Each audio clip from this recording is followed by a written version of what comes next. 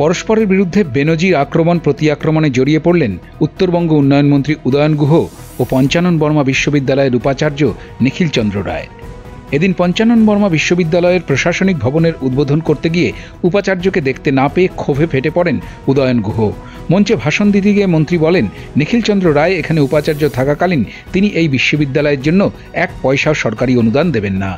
এছাড়াও উপাচার্যকে কার্যত বয়কট করার ঘোষণাও করেন তিনি।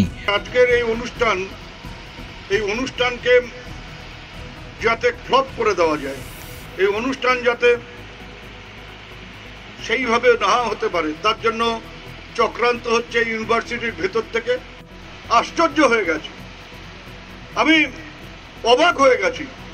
যিনি এই বিল্ডিংয়ে বসে, যিনি এই প্রশাসনিক ভবনে বসে ইউনিভার্সিটি পরিচালনা করবেন, তিনি কি শিক্ষা দিচ্ছেন ছাত্রছাত্রীদের, তিনি কি শিক্ষা দিচ্ছেন তার সহকর্মীদের?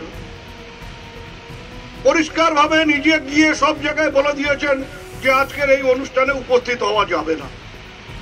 কেন যাবে না? উনি নাকি বলেছেন যে এটা একটি রাজনৈতিক দল তৃণমূল কংগ্রেসের অনুষ্ঠান।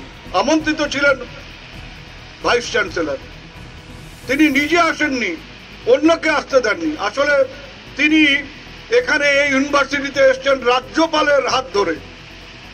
রাজ্যপাল মহোদয় তাকে এই চেয়ারে বসিয়েছেন এবং তিনি এখানে একটি রাজনৈতিক দলের হয়ে কাজ করছেন।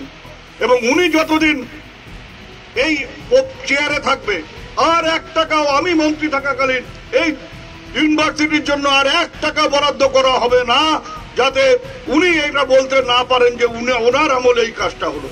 যদিও বিষয়টি নিয়ে বিশ্ববিদ্যালয়ের উপাচার্য নিখিল চন্দ্র রায়ের দাবি, বিশ্ববিদ্যালয়ে শুক্রবার যে অনুষ্ঠান ছিল সে বিষয়ে তিনি কিছুই জানতেন না, তাকে কেউ কোনো রকম আমন্ত্রণ করেনি। এমনকি কলকাতা থেকে শুক্রবার বিশ্ববিদ্যালয়ের রেজিস্ট্রারের কাছে অনুষ্ঠানের বিষয়টি তিনি জানতে চেয়েছেন, কিন্তু তিনিও তাকে বলেছেন এ বিষয়ে তার কিছু জানা নেই। উপাচার্য জানান, কোনো রকম আমন্ত্রণ ছাড়া অনুষ্ঠানে একজন উপাচার্য কিভাবে উপস্থিত থাকতে পারেন? উপাচার্যের কি কোনো মান সম্মান নেই? কোচবিহার থেকে গৌরহরি দাসের রিপোর্ট, উত্তরবঙ্গ সংবাদ।